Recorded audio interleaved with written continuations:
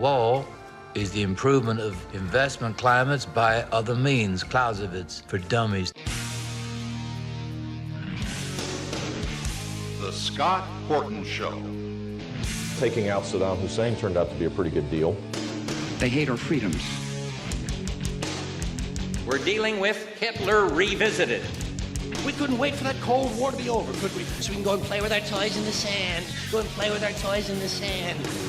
No nation could preserve its freedom in the midst of continual warfare.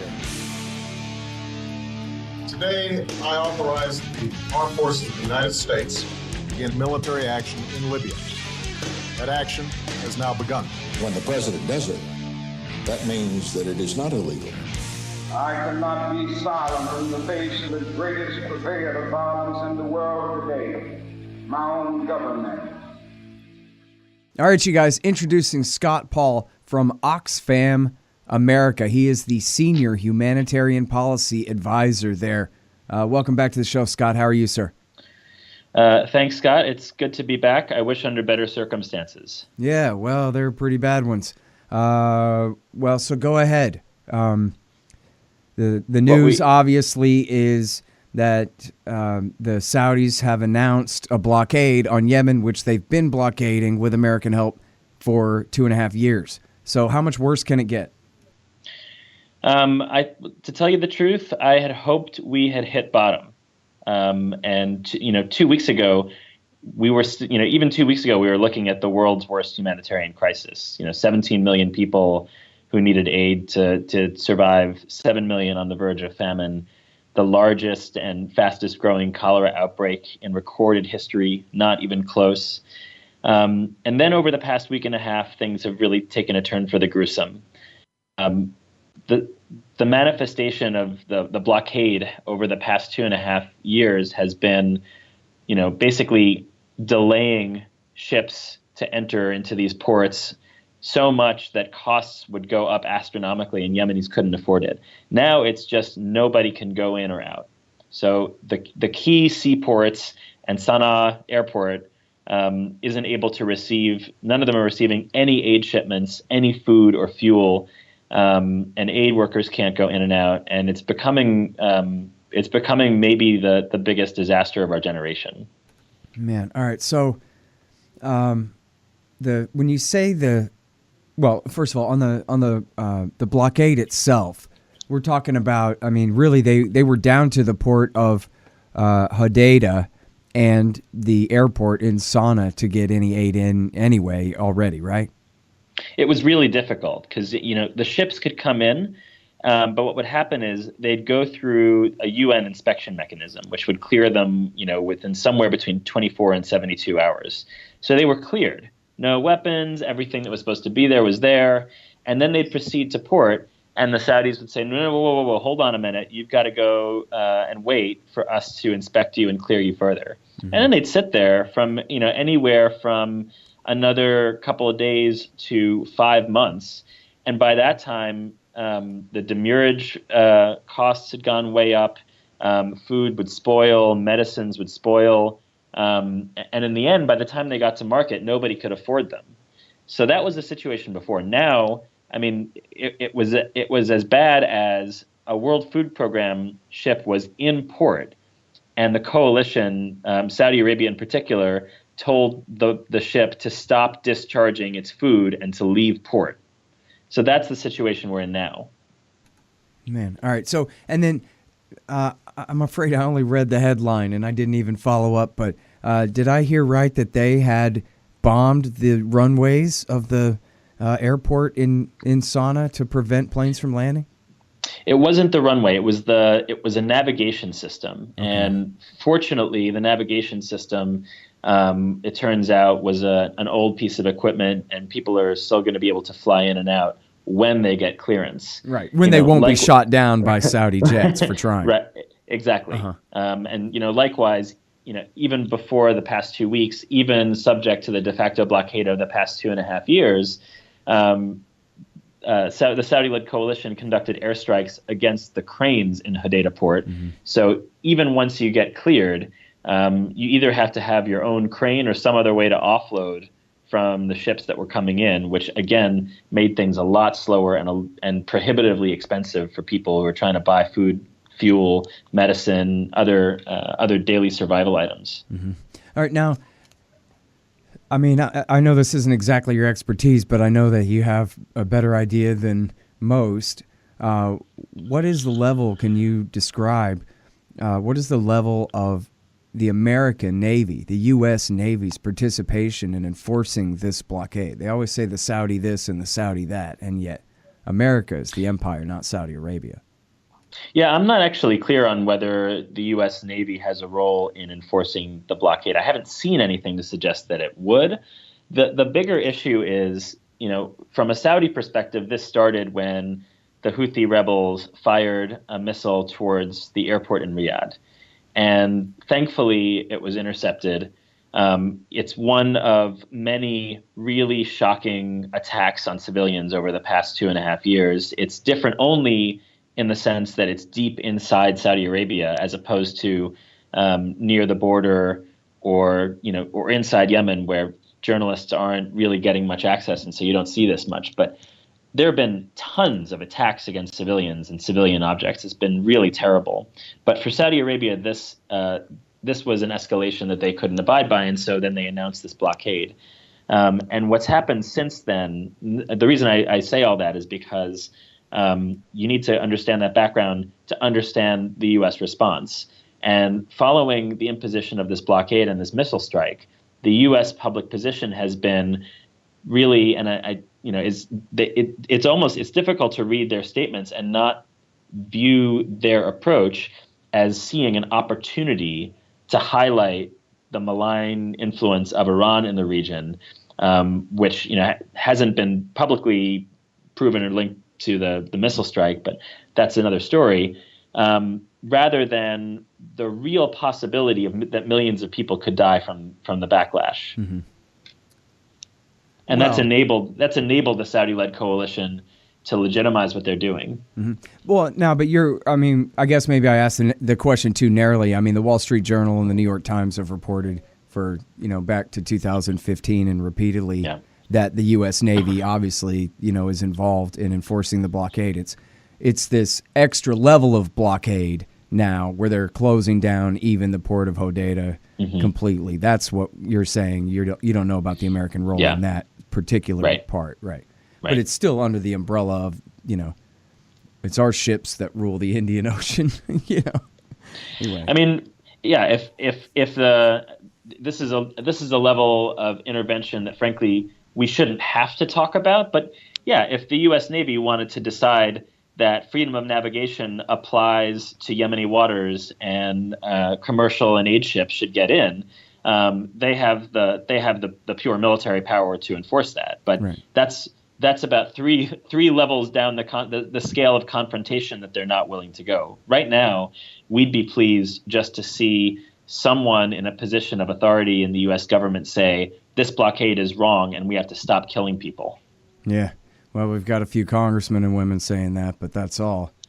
Exactly. And thank goodness for them. Yeah. Well, and it's a problem, too, because Obama started it and Trump has now continued it long enough that it would be hard for him politically to just blame it all on Obama now. And then the liberals don't want to make Obama look bad. If he's the greatest president ever, how come this is his fault and that kind of thing? So they don't want to deal with it. So it really hurts, in terms of partisan politics. The way exactly right. And, under the Obama administration, it probably took, a year and a half for people to really wake up to what was taking place. And even then, it was a really sensitive issue among Democrats. So there was a tank sale, as you remember. I think I may have come on the show to talk about it back in August and September of 2016. And 27 senators, I think 23 of them Democrats, voted against the sale. And so now, fast forward 9 months later, there was a sale of precision guidance kits that the Senate was voting on. And, much, much more closely linked to the air campaign than even the tanks. And, unfortunately, the Republican leadership in the Senate said, well, you're only caring about this now because Trump's in office. And I thought that was pretty unfair because there were 23 Democrats who stepped up on a much harder vote and said, we won't abide by this. Which is almost half of them, right? Exactly. It was half the Democratic caucus. But, to be fair, everybody has been slow to come around to the right side on this. And if someone had said that not in the context of enabling the Saudi-led coalition to do whatever it wanted, I might have been much more sympathetic. Yeah. Well, unfortunately, I think Rand Paul is the only one up there who's actually done the reading to explain. And I saw him in one of these interviews say, like, hey, man, you know what? Just stop for a second. Let's get real about this. If we succeed in pushing the current Houthi Saleh government out of power in Sana'a, it might be Al-Qaeda that takes over. Okay? Mm-hmm. Let's not pretend that that's not what we're talking about here. We've already failed to reinstall Houthi. And we know that Al-Qaeda is benefiting from this war, which is de facto on their behalf. At the same time, we're still bombing them, mostly killing civilians, bombing them, but still. But that's the real risk that we're running. And yet, how many people on Capitol Hill understand that this isn't part of the war on terror? This is the war directly for terror. Right now, AQAP are the ones who hate the Houthis even more than we do. Yeah, most people who've stepped up on this have taken a more humanitarian angle than to sort of. I think that people like Senator Murphy are very, very clear on the implications of U.S. participation in this war for the growth of Al-Qaeda. But I think you're right that Senator Paul is probably the one who's most concerned with the intersection of U.S. war powers authority and the actual implications on the broader effort against terrorism. Mm-hmm. Well, I'm sure you saw that thing at The Intercept where Lee Fong went and asked some senators and congressmen about, hey, how come you're not doing this thing? And then, I don't know the guy's name, but this one congressman gave the perfect answer, which is, hey, I'm busy working on tax reform right now. Yeah. And there's, from our point of view, I work for OxFam. In emergencies, our first priority is to provide assistance and save lives. As an organization in the United States, our first priority is to help people identify, both as Americans and as global citizens with common interests across borders. And so, we hear that and we hear, wow, something has really gone wrong if we don't have time to take stock of the U.S. role in furthering the world's worst humanitarian crisis, and now in the past week and a half, maybe the worst episode of mass death that we've seen in 20 years. Man, all right. So let's talk more about that here for a little while. At the top of the show, you said 17 million need aid. 7 million are on the verge of famine. And I don't know if you said the number, but the Red Cross reported just a couple of weeks ago that we're now up to 900,000 people with cholera. And so I guess it's actually 21 million people that need aid, and 17 of them need aid for food. And even more need aid for clean and safe water. A whole bunch of others need help preventing. Sorry, go on. No, that's okay. No, that's an important clarification. So now here's the thing, though, is ever since the start of this war 2.5 years ago, I don't know Oxfam, specifically, but many different aid groups were saying right away, hey, wait a minute. This poorest nation in the Middle East also now imports 80 to 90% of their food. And we're going to be at the risk of starving millions of people to death. And they've been saying that all this time. And it seems like, well, geez, they must have had a secret crop system that we don't know about or something, because all these people are always on the verge of famine. And, I know from talking with Nasser Arabi, who's a reporter there in Sana'a, and I've spoken with Claire Manera at Doctors Without Borders and other people. And, obviously the death toll is far higher than the UN's couple of 10,000. And yet, I don't know. No one really knows. I wonder what is the real situation. It sounds possibly like you guys have been crying wolf about just how desperately hungry these people are if we're 2.5 years into this thing and they're still starving but haven't dropped dead yet. Scott? Yeah, well, we were one of those organizations. We came out and we said exactly that 2.5 years ago, and we stand by it. And when we say that 7 million people are on the verge of famine, What that actually means is that many of them are dying from preventable disease. And the ones that aren't basically are eating one meal a day that they usually can't rely on, that doesn't provide anywhere near the amount of nutrition that you need to even stave off the common cold or influenza or pneumonia from killing you. The problem is we don't track deaths from preventable disease in a way that we can link to food consumption. Mm-hmm. So UNICEF, for example, said in December last year, nearly a year ago, that one child under 5 years old dies every 10 minutes from preventable disease. Now, you don't hear that statistic and say, well, that's because they're not eating enough. But that's actually why it is. It's a combination of not eating enough and not having access to clean and safe water that isn't going to essentially give them an infection that will overcome their weakened immune system. So I'm very, very happy that we came out with those warnings 2.5 years ago, because people have been quietly dying in Yemen all the time. What we're seeing now is an escalation that'll be really difficult to ignore, even in a country where journalists aren't being allowed in. If I can, I apologize if you had another question and you wanted to take this somewhere else, but no, please, the floor is yours. I'd love to. I'm gonna detail what's gonna happen now, and because food is already very expensive for people who don't have any income. But what's going to happen now is fuel's going to run out. And in two of the governorates where OxFam is working, we're already seeing fuel run out. We can't find it in the market. It's not for sale. And what happens in a place like Yemen when fuel runs out is the generators shut down. And that means we won't be able to pump water. And it means the lights will go off in the hospital. We won't be able to refrigerate medicines and vaccines that require cold chain. And so those vaccines are going to expire and go bad. The hospital lights are going to go off. We won't be able to perform life-saving surgeries.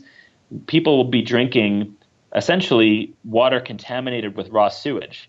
And if you think that the world's worst cholera outbreak is gruesome already, if you combine that with more cholera and diphtheria and other diseases you can contract from drinking raw sewage, with weakened immune systems, that's what's ultimately going to produce this astronomical death toll that we're not going to be able to ignore unless we do something quickly.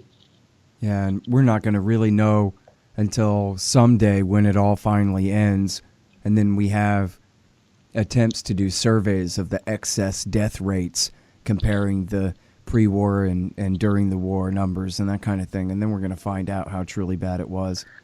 Because as you say, a lot of this being deprived to death, that's the same really as a battlefield wound. You know what I mean? It's the same thing. It's the war that's killing them. Exactly. And, a great example to demonstrate what you just said, this year there was a famine in South Sudan. The last famine before this was in 2011 and 2012 in Somalia. And that was a situation where, again, the international humanitarian community had been warning for a year and a half. People are on the verge of famine. People are going to die. And it was only about 3 years after the famine ended that that someone did a study and figured out what had happened. And there were news stories about famine. There were news stories about people seeking aid and leaving the country, but you didn't see people were dying quiet deaths.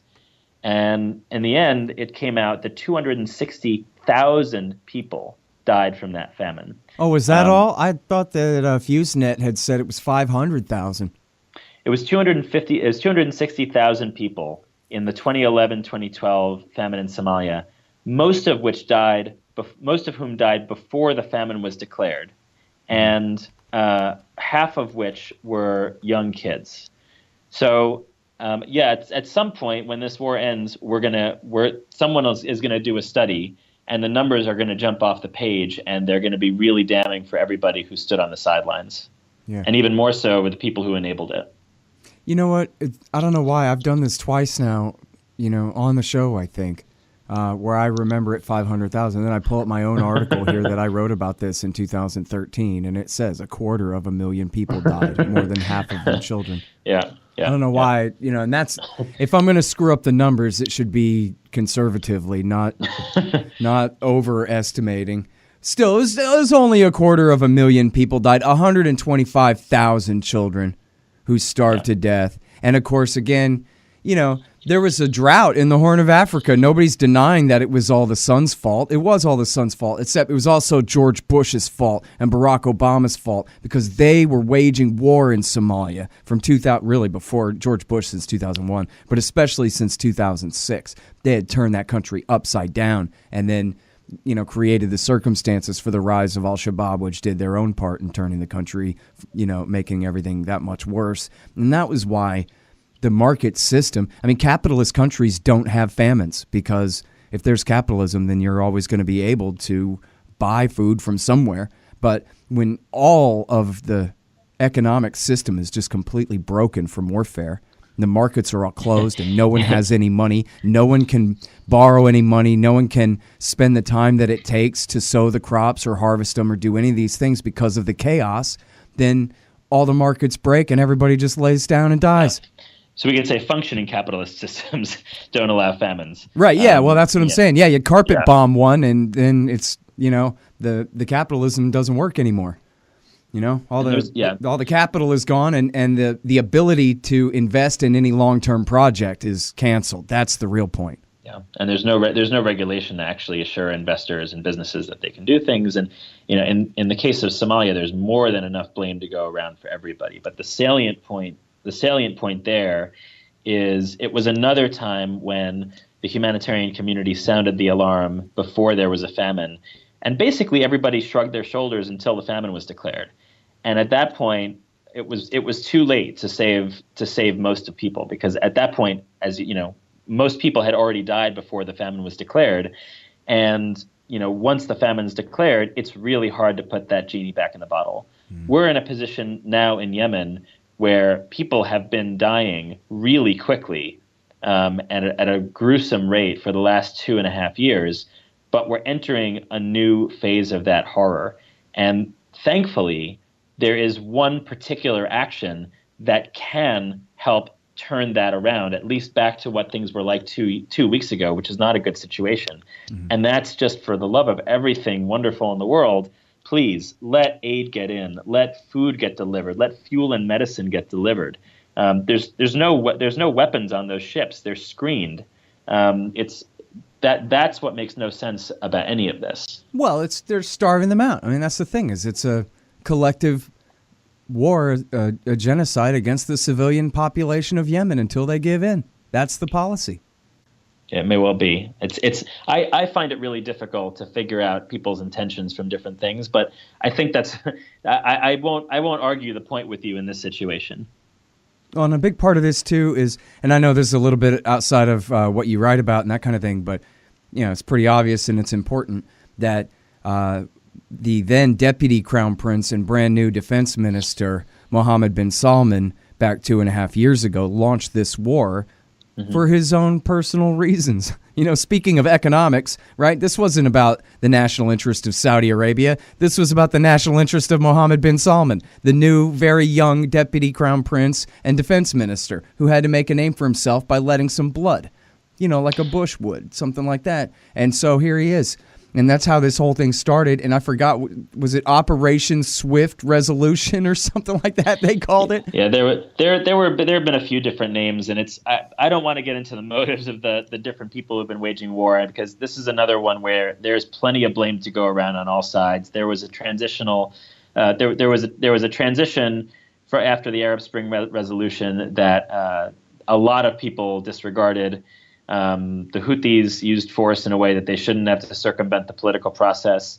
But then it's pretty clear that this went off the rails when international interests became embroiled in the conflict. And I include U.S. interests in that because there have been more than enough opportunities for the U.S. to demonstrate to the Saudi-led coalition, and I include Saudi Arabia and the UAE as well, who's played its part in this war, as well as for the Iranians and for the Houthis, to all pull back from the brink, and nobody's been willing to do it because it's just not that important to anybody except the people who are losing their lives. Mm-hmm. Well, what's the Iranian role besides telling the Houthis not to take Sana'a? I don't know. I haven't seen I haven't seen weapons coming in and out of there, but I was in Yemen for a real short period of time, and that's not what my agency does. Yeah, right. But and we all know they got those guns from Barack Obama, not from Iran. It was Obama that armed Saleh and his army. Yeah, and lots of presidents going back before him. Sure. And the issue is this is an all hands on deck moment, and Iran has leverage in this situation. All of the members of the so-called Quint, which is just an awful name for a group of countries that are supposedly getting together for peace, particularly when 4 of them are supporting one side. But everybody needs to do its part to chip in, and unfortunately, people have just seen Yemen as their own national chessboard to play out their geopolitical interests, and that has to stop. Yeah. All right. Well, so if I had my way and I just said ceasefire, open the port, let not just the Red Cross in, but anybody who wants to sell food too. Like open up, end the blockade, full stop, and all of that. What would it take to for one, stop the cholera epidemic? It would be they need a whole new water system now, or what? It's going to cost a lot of money, but that's about 5 steps down the road. So the first thing that you identified is right. First thing that needs to happen is aid and commercial ships have to be allowed to come in, because aid alone isn't going to do it. We're providing aid to 1.5 million people across the country, and not able to meet all of their needs. People need protection. People need education. People need water, sanitation, hygiene, food, you name it. So the market has to take care of most of that. That's the first thing. The second thing is there needs to be a ceasefire and the beginnings of a political process to reconcile the main parties. And I say that with a pretty huge recognition that that's not going to bring peace to Yemen. There's, scores of small armed groups now, because this conflict has gone so far out of control, who are going to continue fighting because they need to get theirs, and they're not aligned with international interests. Right. But I don't want to diminish what that big peace deal would actually get, because what it would get is it could potentially put back together the government of Yemen and its ministries and institutions. And if you suddenly had a functioning central bank with money in it and health ministries where salaries were being paid, then maybe you could start to get at the fundamental problems underpinning the economy and the problems with preventing and treating cholera. Yeah. All right. So now what percentage do you know of people who are getting cholera in Yemen right now are dying of it? Yeah, it's tough to say. And part of the issue with cholera is you only confirm cholera with a really expensive test. So in the humanitarian world, we talk about suspected cases because what they present with is acute watery diarrhea. I don't have the number offhand how many have died, although I can pull it up. I know that statistic is available. I just haven't checked it in the last couple of weeks. All right, and now, so I think if I heard her right, I don't want to put words in anybody's mouth, but I think Claire Monera from Doctors Without Borders, when I talked to her, pretty sure that she said that, honestly, you don't even really need antibiotics. You just need fluids. And if we can get you through the first couple of days of your cholera infection, you'll be all right. But when it comes to the babies, they can't make it the few days, and nobody has bags of saline, or the people who do, they have, back to the fuel problems and every other problem, the methods of distribution are all completely broken. And so is that really right? Let me just hook you up to this bag of saline and you'll be fine in 48 hours, and yet people can't get their bag of saline? Well, for a lot of people, and because for bags of saline, you need a health infrastructure. You need functioning hospitals, or at least mobile health stations. And for that, you need money. You need, in a lot of cases, you need some form of electricity, and that's. I mean, a lot of Yemen is going into the dark ages right now. We don't have electricity in a lot of places. The generators the hum of the generators are going silent, and that's why in a lot of cases, this incredibly preventable disease is spiraling out of control. Yeah, and then. Now, I'm sorry because we're running out of time here, but on Somalia again, real quick, Is the famine over now? Everything's fine? I mean, I know it's not, but No, I don't know not what fine. to read right now. Well, like I said, famine is a technical designation that basically happens when you meet three different criteria, and it means that everything has gone wrong and everything has gone off the rails. It's the worst possible situation.